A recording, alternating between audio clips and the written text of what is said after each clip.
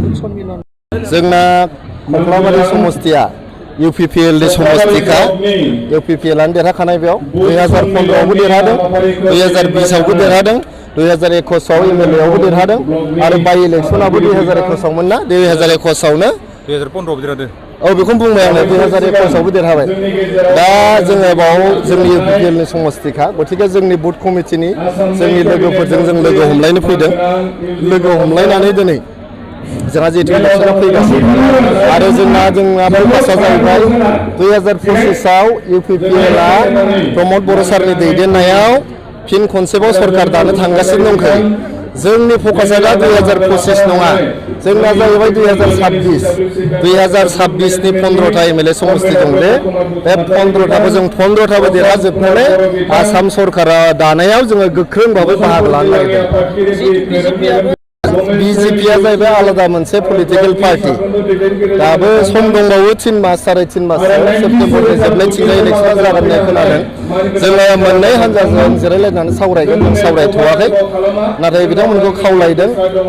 दिसपुराव थानानै गुवाहाटीयाव थानानै नोंथांमोना बे माइकखौ सिगांनानै होयोब्ला बिथांमोना क'क्राझार दखल खालामगोन BTR दखल खालामगोन बेफोरखौ बुंबाय थायाबालायनो जोंनि बड'लेण्ड ओनसोलनि रायजो राजाखौ सेवा खालामनो थाखाय फैनांगौ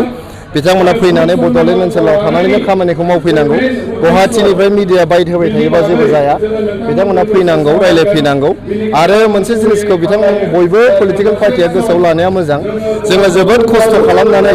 बड'लेण्ड ओनसोलाव जाथि जनगोष्ठीनि गेजेराव जे दावराव दावसि दङमोन मोहेरलायनाय दंमोन जों बेखौ थांनाय बोसोरबायाव फोजोबजोब्बाय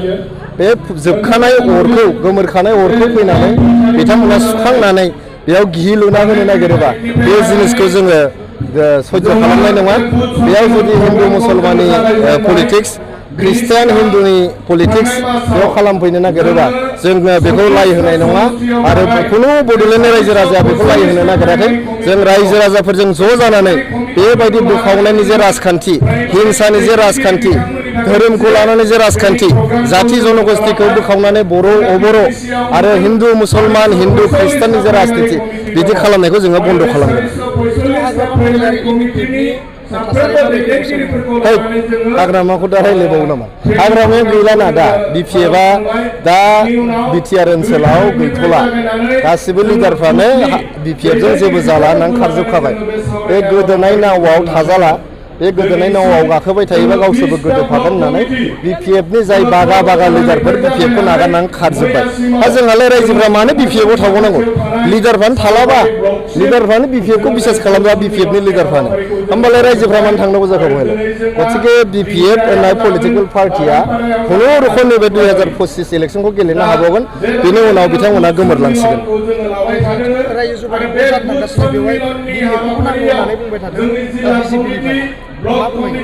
BPF-खौ नांगौना नाङा बियो जाहैबाय BJP आरो AJP-निसो खोथा BPF-खौ AJP आरो BJP-आ मा खालामा बिथांमोननि खोथा जोंहा NDA-नि क'लिशन जों NDA-नि पार्ट जोङो क'लिशननि धोरोमखौ मानिनानै जों NDA-नि सानैबो केन्डिडेटखौ भट होगोन जोंनि MLA-फ्रा आरो सानैबो केन्डिडेटखौ देरहाहोनायावहाय जोंनि UPPL-नि MLA-फ्रा बिफाव लागोन